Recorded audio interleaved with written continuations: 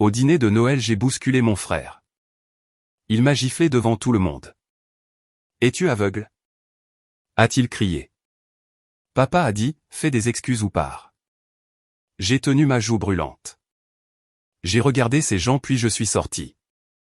Le 25 décembre à 8h00 du matin, j'ai laissé un paquet à leur porte. Ceux qui l'ont trouvé à l'intérieur les a fait hurler de panique. Je m'appelle Audrey et j'ai 34 ans. Au moment où la main de Brandon a frappé mon visage, la table du dîner de Noël est devenue si silencieuse. Je pouvais entendre la fourchette de quelqu'un tomber sur une assiette. Une seconde plus tôt, je portais un plateau de verre de cidre chaud dans la salle à manger bondée. J'essayais de ne bousculer personne pendant que tout le monde riait et portait un toast. Nous faisions semblant d'être le genre de famille que les gens admiraient. Puis une chaise a raclé le sol derrière moi. Quelqu'un s'est mis en travers de mon chemin.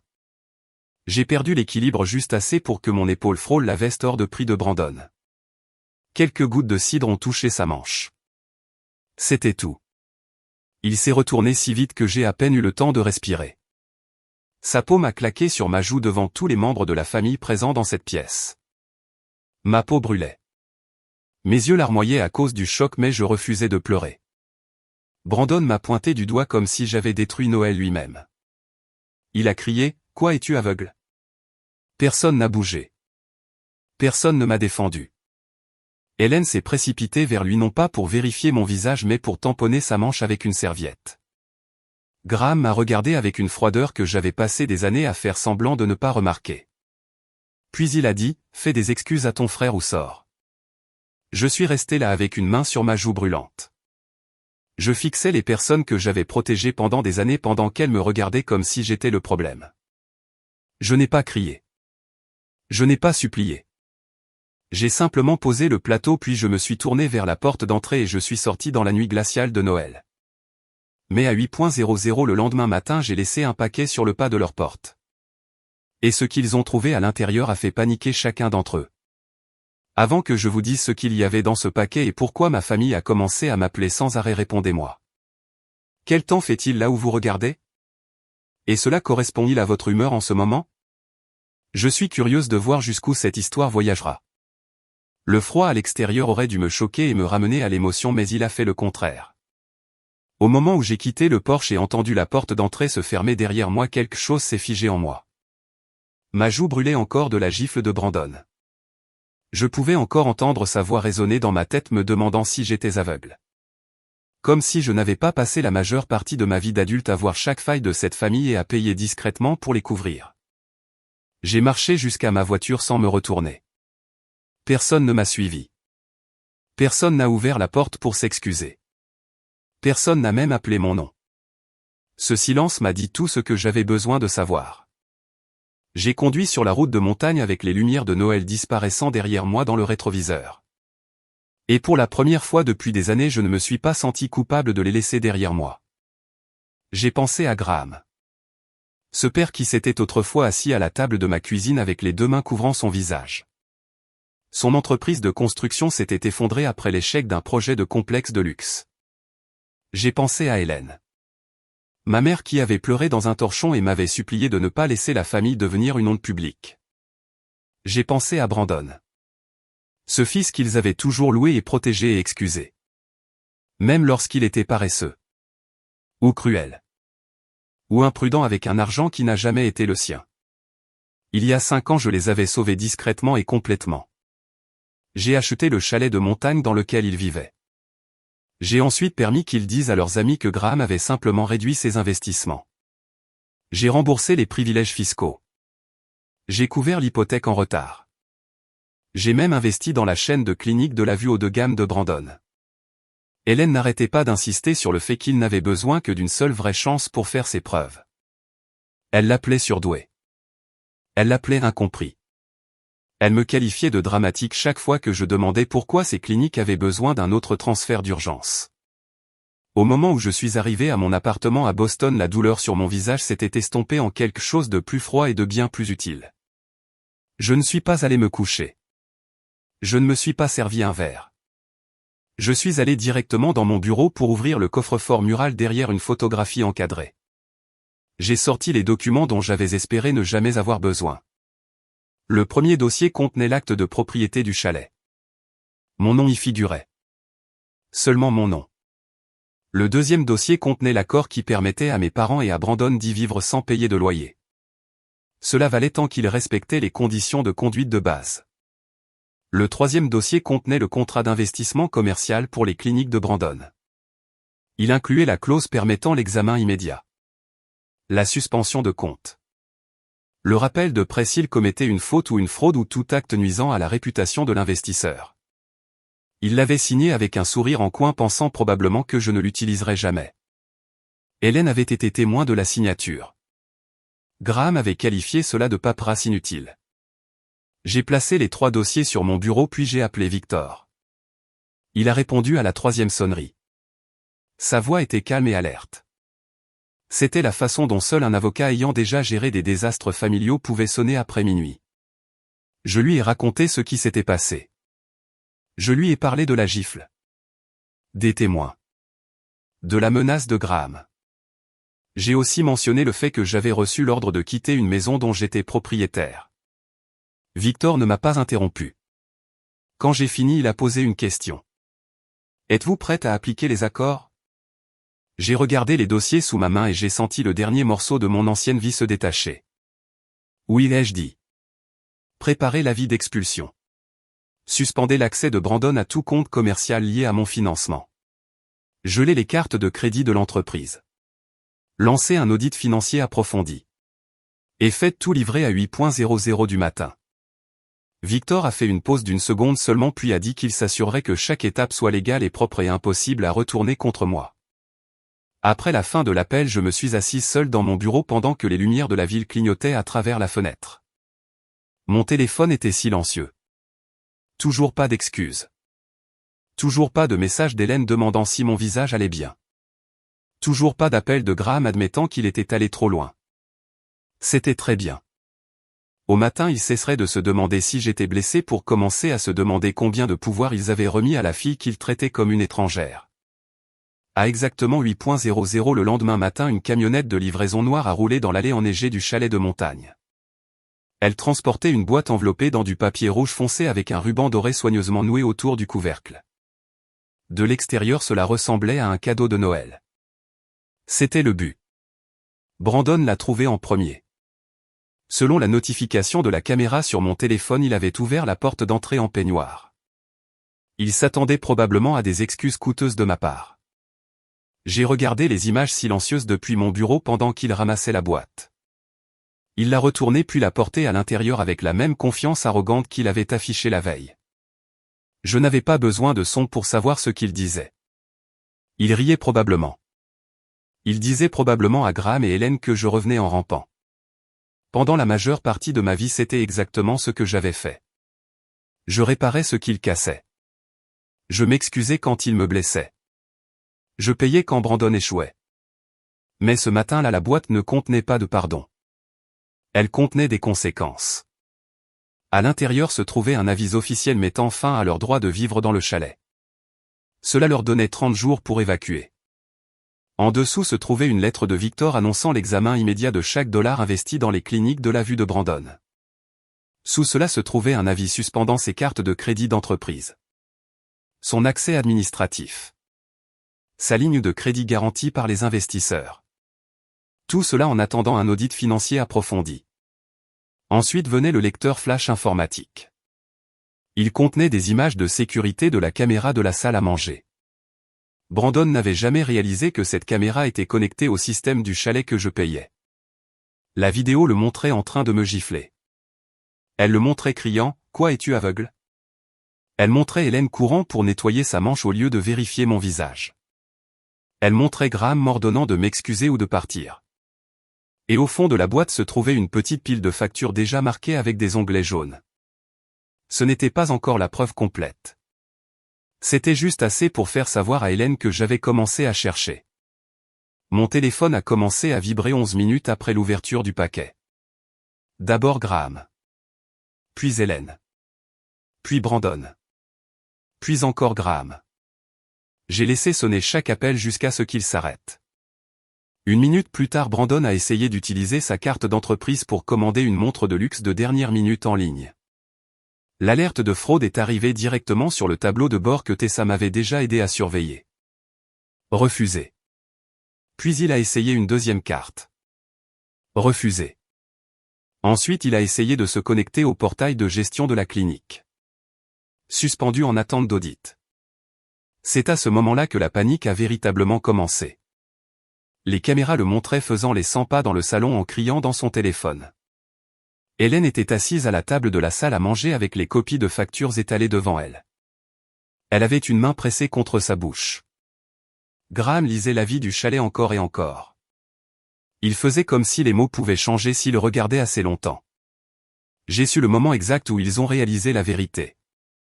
Ils n'étaient pas des invités dans une maison familiale.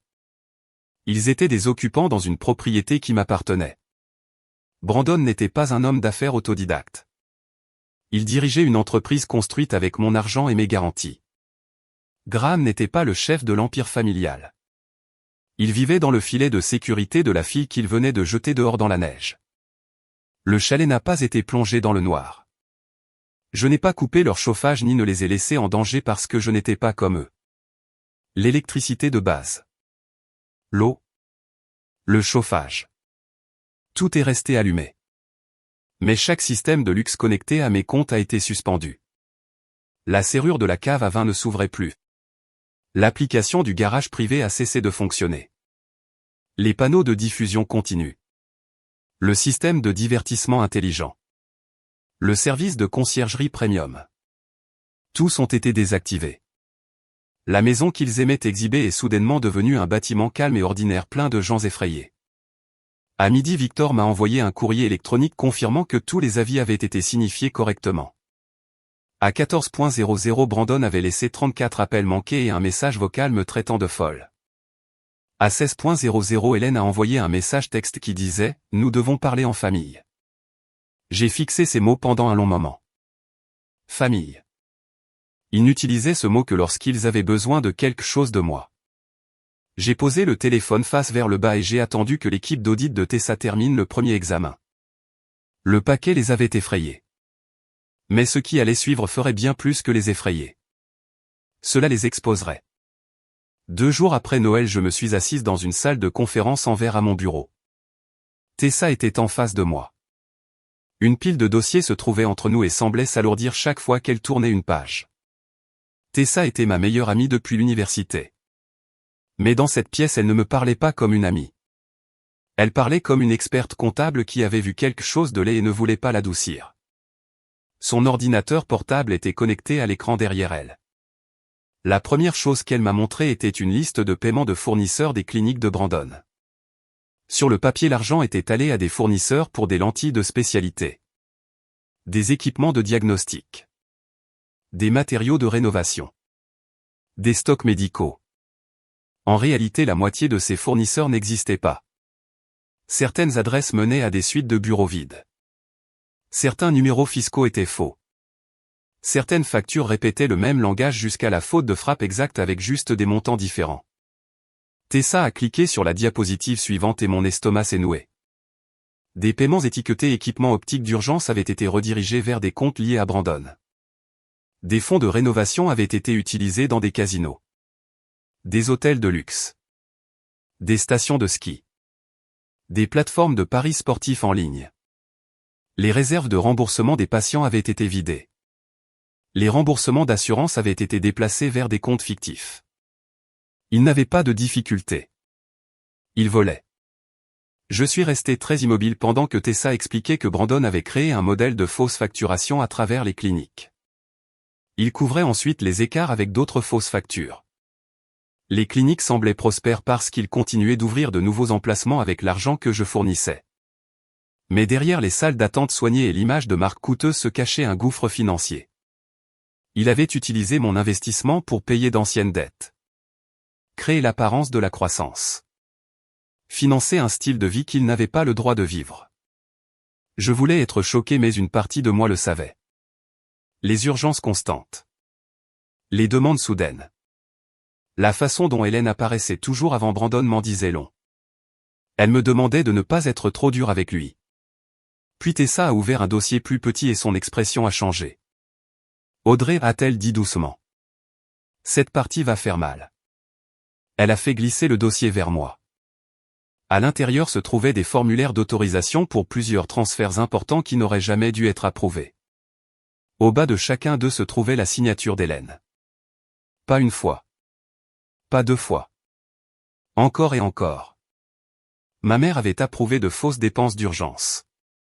Des remboursements personnels. Des dépassements de budget permettant à Brandon de continuer à vider les cliniques. Elle n'avait pas simplement ignoré ce qu'il faisait. Elle l'avait aidé à le cacher. J'ai fixé sa signature jusqu'à ce que les lettres se brouillent. La gifle avait été humiliante. L'ordre de Graham avait été cruel. Mais ceci était différent. Ce n'était pas un moment d'énervement lors d'un dîner de Noël. C'était une longue trahison délibérée menée par des gens qui me souriaient à travers les tables familiales tout en utilisant ma confiance comme un compte bancaire. Tessa a attendu que je puisse respirer normalement à nouveau. Ensuite elle m'a montré la dernière section de l'audit. Brandon devait de l'argent en dehors de l'entreprise aussi. D'importants retraits d'espèces correspondaient à des paiements à des prêteurs privés. Il y avait des messages dans les dossiers provenant de numéros inconnus exigeant un remboursement. Certains étaient menaçants. Certains mentionnaient des délais. Un message disait « Tu as jusqu'au nouvel an où nous venons à la maison ». Cela expliquait la panique dans ses appels. Il n'avait pas peur de perdre les cliniques. Il avait peur parce que le flux d'argent s'était arrêté et des gens beaucoup moins patients que moi l'attendaient. J'ai demandé à Tessa à quel point c'était grave. Elle a croisé les mains et a dit « Si nous envoyons cela aux autorités, ils risquent des accusations de fraude. De détournement de fonds. Possiblement des accusations liées aux assurances. Hélène pourrait également faire l'objet d'une enquête pour avoir signé ses approbations. » Je me suis penché en arrière dans ma chaise. J'ai regardé à travers le mur de verre mes employés se déplaçant dans le bureau à l'extérieur. Des gens qui travaillaient honnêtement. Des gens qui gagnaient leur chèque de paie. Des gens qui n'auraient jamais les chances que Brandon avait gâchées. Pendant des années, Graham et Hélène m'ont dit que j'étais trop dur quand je le remettais en question. Trop méfiante. Trop froide. Trop obsédée par la paperasse. Maintenant la paperasse était la seule raison pour laquelle je pouvais prouver la vérité. J'ai dit à Tessa de continuer et de tout préparer dans un dossier de preuves propres. Puis j'ai appelé Victor et je lui ai dit que nous ne traitions plus d'un conflit familial. Nous avions affaire à des crimes cachés sous des sourires de Noël et des excuses familiales. Cet après-midi-là, Brandon a laissé un autre message. Sa voix n'était plus arrogante. Elle tremblait. Audrey, a-t-il dit. Déverrouille les comptes. Tu ne comprends pas ce que tu fais. J'ai écouté une fois puis j'ai sauvegardé le message et je l'ai transféré à Victor. Pour la première fois j'ai compris que mon frère avait construit toute sa vie sur une seule croyance. Il croyait que j'absorberais toujours les dégâts. Il était sur le point d'apprendre que j'avais fini d'être le coussin entre lui et les conséquences. 3 jours plus tard, la réception a appelé mon bureau pour dire qu'il y avait un dérangement dans le hall d'entrée. Je savais déjà de qui il s'agissait avant que la réceptionniste ne prononce les noms. Brandon était arrivé avec Graham et Hélène. Selon la voix tremblante au téléphone, ils exigeaient de me voir immédiatement. Je suis sorti sur le balcon surplombant le hall et je les ai vus en bas. Graham se tenait près du bureau de sécurité parlant assez fort pour que les clients et les employés entendent. Hélène avait une main sur la poitrine comme si elle était à quelques secondes de s'évanouir. Brandon faisait les 100 pas derrière eux. Ses cheveux étaient en désordre. Son manteau était à moitié boutonné. Son visage était pâle d'une manière que je n'avais jamais vue auparavant. Il ressemblait moins à l'homme confiant qui m'avait giflé et plus à quelqu'un qui n'avait pas dormi depuis que l'argent s'était arrêté. Graham disait à tous ceux qui pouvaient l'entendre que j'avais abandonné ma famille à Noël. Hélène n'arrêtait pas de dire que j'étais confuse et émotive. Brandon répétait simplement qu'il avait besoin de me parler seul. Je ne l'ai pas laissé faire. J'ai ordonné à la sécurité de les amener tous les 3 dans la salle de conférence exécutive. Quand ils sont entrés, ils m'ont trouvé assise en bout de table. Victor était assis à ma droite avec un appareil d'enregistrement déjà visible. Tessa était assise à ma gauche avec un ordinateur portable ouvert et le dossier de preuve prêt. C'était la première fois que Brandon hésitait. Il s'était attendu à des larmes. Il s'était attendu à de la culpabilité. Il s'était attendu à la version de moi qui baissait toujours la voix pour éviter que la famille ne soit embarrassée en public. Cette femme n'était plus dans la pièce. Graham a commencé en premier utilisant le même ton sévère qu'il avait utilisé à table. Audrey, cela a été assez loin. Tu punis ta mère la semaine de Noël à cause d'une seule dispute. Je l'ai regardé sans ciller. Une seule dispute, ai-je demandé. Hélène a immédiatement commencé à pleurer. Elle disait qu'elle avait à peine dormi. Que le chalet ressemblait à une prison. Que les voisins posaient des questions. Brandon a claqué les deux mains sur la table. Il a crié, « Arrête de jouer à des jeux et réactive les comptes. J'ai besoin d'y avoir accès aujourd'hui. » Son désespoir remplissait la pièce. Graham s'est tourné brusquement vers lui. Il a réalisé seulement à ce moment-là que son fils n'était pas en colère par fierté. Il avait peur de quelque chose. J'ai appuyé sur un bouton et l'écran derrière moi s'est allumé. D'abord est venue la vidéo du dîner de Noël. La gifle. Le silence. Graham m'ouvrant la porte pour que je parte. Hélène nettoyant la manche de Brandon. Personne n'a parlé pendant la lecture. Ensuite j'ai montré l'acte de propriété du chalet. Puis l'accord d'occupation signé. Puis le contrat d'investissement. Brandon a détourné le regard. La mâchoire de Graham s'est crispée. Hélène a chuchoté mon nom comme si elle voulait m'arrêter avant que j'atteigne la partie qu'elle craignait le plus. J'ai continué. Tessa a affiché les fausses factures les unes après les autres. Des lentilles de spécialité jamais commandées. Des équipements jamais livrés. Des rénovations jamais terminées. Des transferts approuvés par Hélène. Des retraits liés à des plateformes de jeux d'argent et à des prêteurs privés. Plus les diapositives défilaient, plus ma famille paraissait petite. Brandon a essayé de dire que j'avais mal compris l'entreprise. Tessa a expliqué calmement que la piste d'audit était claire. Hélène a essayé de dire qu'elle avait signé ce que Brandon mettait devant elle parce qu'elle lui faisait confiance. Victor a demandé si elle voulait faire cette déclaration officiellement dans le dossier. Elle a cessé de pleurer immédiatement. Graham s'est penché en avant. Sa voix était plus faible maintenant. Audrey, s'il te plaît. Nous pouvons régler cela en privé. C'est une affaire de famille. Cette phrase m'a finalement fait me lever. Non, ai-je dit. Une affaire de famille, c'est oublier un anniversaire. Une affaire de famille, c'est se disputer pendant un dîner. La fraude n'est pas une affaire de famille. Le détournement de fonds n'est pas une affaire de famille. M'agresser devant des témoins n'est pas une affaire de famille.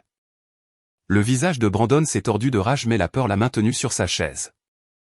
J'ai mis deux options sur la table. Il pouvait quitter le chalet pendant la période de préavis restante. Rendre tous les biens de l'entreprise. Coopérer pleinement à l'audit. Cesser de contacter mes employés. Ou bien Victor livrerait le dossier de preuve à l'unité des crimes économiques avant la fin de la journée. Hélène a cherché le bras de Graham. Brandon regardait l'écran comme s'il pouvait brûler les preuves avec ses yeux. Pour une fois, aucun d'eux n'avait une commande qui fonctionnait sur moi. Pas de culpabilité. Pas de cri. Pas de mention des liens du sang. Victor a fermé le dossier et leur a dit que la sécurité les escorterait vers la sortie. Alors qu'il se levait, Brandon s'est penché vers moi. Il a chuchoté que je n'avais aucune idée de la personne à qui j'avais affaire. Je l'ai regardé et j'ai dit, pour une fois Brandon, toi non plus. Quand la porte s'est fermée derrière eux, j'ai expiré lentement. Mes mains tremblaient sous la table, mais pas de peur. De soulagement. Ils étaient venus pour me briser.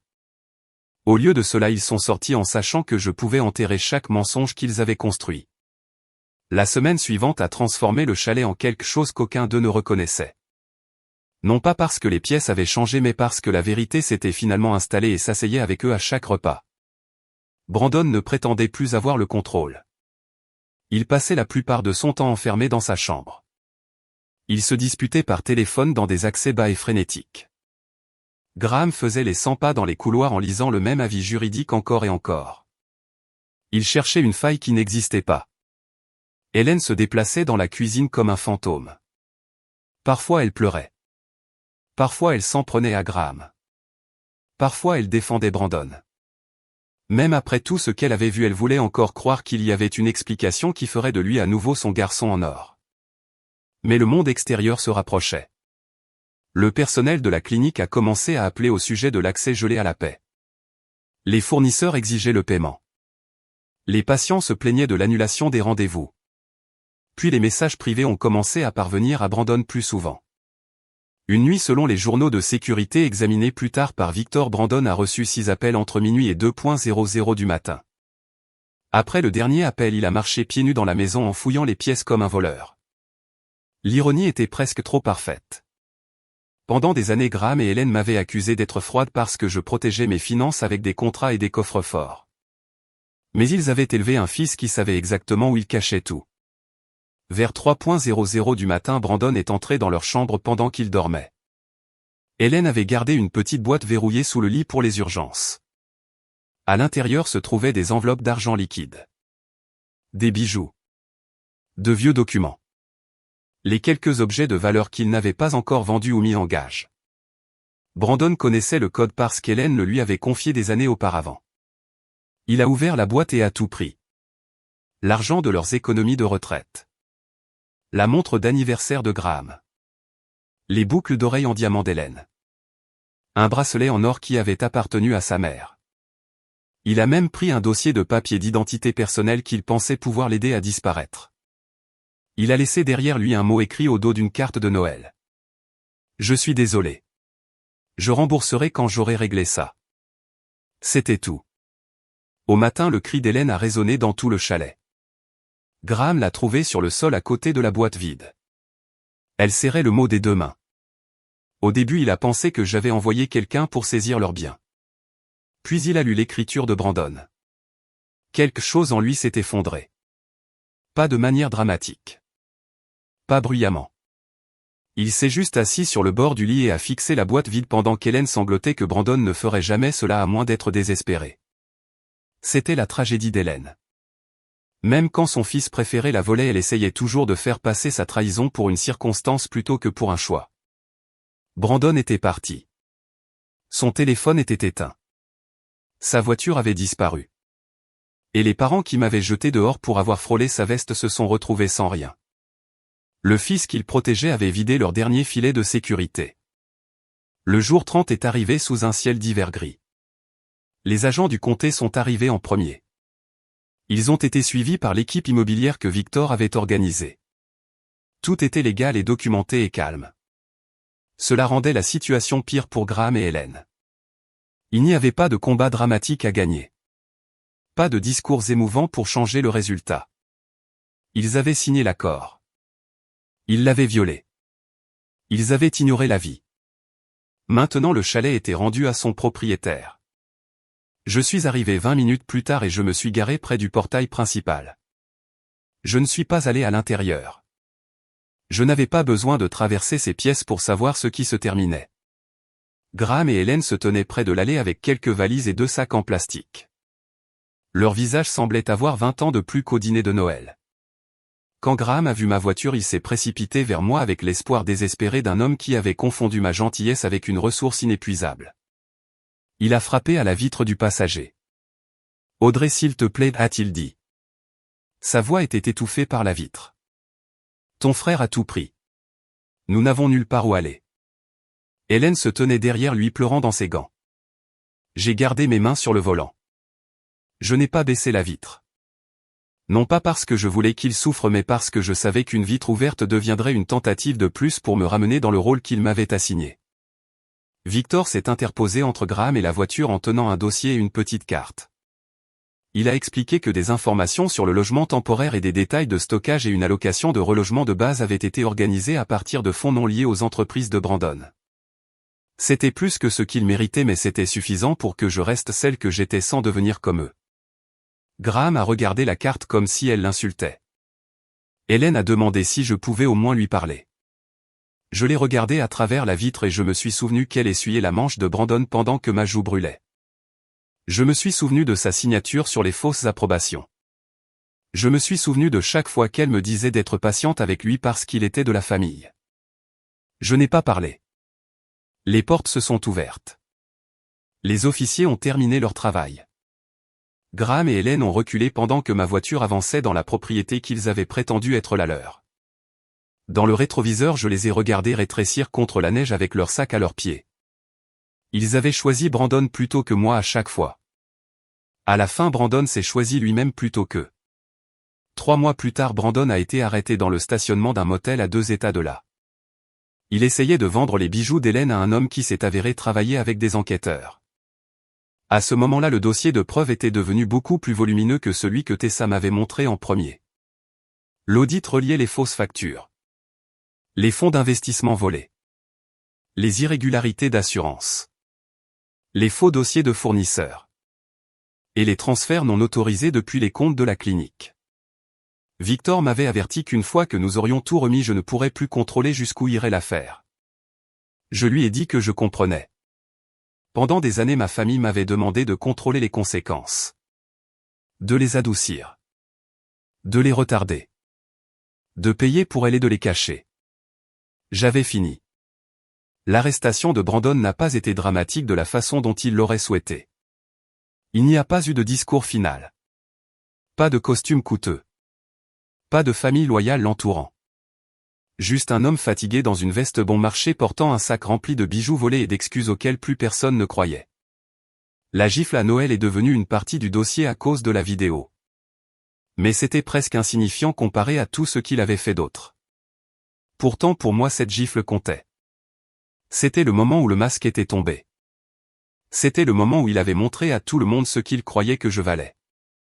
Graham et Hélène ont déménagé dans un petit appartement en périphérie de la ville. C'était loin des vues sur la montagne. Loin des fêtes de fin d'année. Loin des cercles sociaux qu'ils avaient tant lutté pour impressionner. J'ai appris par Victor qu'ils se disputaient constamment. Graham reprochait à Hélène d'avoir protégé Brandon. Hélène reprochait à Graham d'être trop fier pour s'excuser auprès de moi plus tôt. Aucun d'eux ne se blâmait complètement parce que cela aurait nécessité un genre d'honnêteté qu'ils avaient évité pendant des décennies. Mais la réalité a fait ce que mes mots ne pourraient jamais faire. Elle les a forcés à vivre avec le résultat de leur choix. Ils ont perdu le chalet. Ils ont perdu l'image.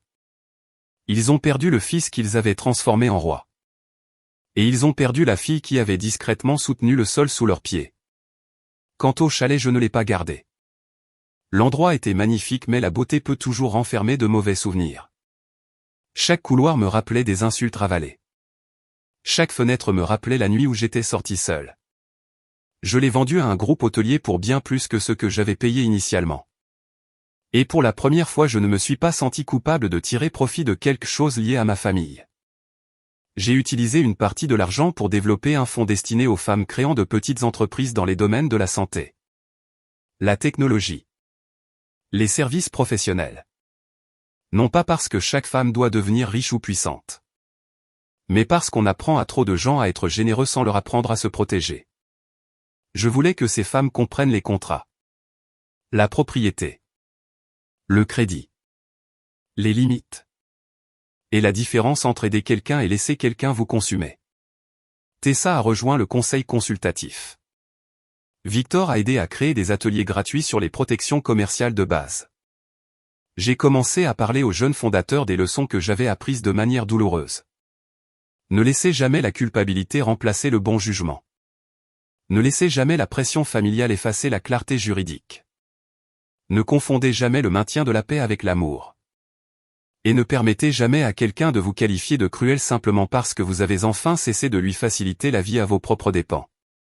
Les gens demandent parfois si je regrette de ne pas avoir ouvert la vitre de la voiture ce jour-là. Je ne le regrette pas. Je regrette d'avoir attendu si longtemps pour fermer la porte. C'est la vérité que personne n'aime dire à voix haute. Les familles toxiques ne semblent pas toujours toxiques de l'extérieur. Parfois elles sourient sur les photos de vacances. Parfois elles s'assoient autour de tables coûteuses. Parfois elles prononcent le mot famille tout en vous utilisant comme un portefeuille. Un bouclier. Un bouc émissaire. Mais une vraie famille ne se construit pas sur la peur. L'humiliation. Le sacrifice sans fin d'une seule personne. Une vraie famille exige du respect. Elle exige de la responsabilité. Elle exige de l'attention qui va dans les deux sens. Ce qui est arrivé à Brandon n'était pas une vengeance au sens enfantin du terme. Je n'ai pas détruit une personne innocente. J'ai cessé de protéger un coupable. Ce qui est arrivé à Graham et Hélène n'était pas de la cruauté gratuite. C'était le résultat naturel du choix des apparences plutôt que de la vérité. Du favoritisme plutôt que de l'équité. Ma vie actuelle est plus calme. J'ai des amis qui me demandent comment je vais et qui écoutent vraiment la réponse. J'ai un travail qui compte. J'ai des matins où mon téléphone n'est pas rempli d'urgences créées par des gens qui n'ont jamais prévu de me remercier. La paix m'a semblé étrange au début parce que j'avais passé tellement de temps à confondre le chaos avec la connexion. Mais la paix n'est pas vide. La paix est le son de votre propre vie vous appartenant enfin. Alors si vous écoutez ceci et que quelqu'un dans votre vie continue de vous blesser puis vous demande de lui pardonner à cause du sang, de l'histoire, de la culpabilité, souvenez-vous de ceci. Le pardon ne nécessite pas d'accès. La gentillesse n'exige pas la reddition. L'amour n'exige pas que vous restiez immobile pendant que quelqu'un vous détruit. Parfois la leçon la plus précieuse que vous puissiez apprendre est que partir n'est pas une faiblesse. Parfois c'est le premier acte honnête de respect de soi que vous vous soyez jamais accordé. Et si vous étiez à ma place après avoir été giflé, humilié, utilisé, trahi par les personnes qui étaient censées vous aimer, auriez-vous ouvert cette vitre de voiture? Ou auriez-vous franchi le portail pour enfin vous choisir?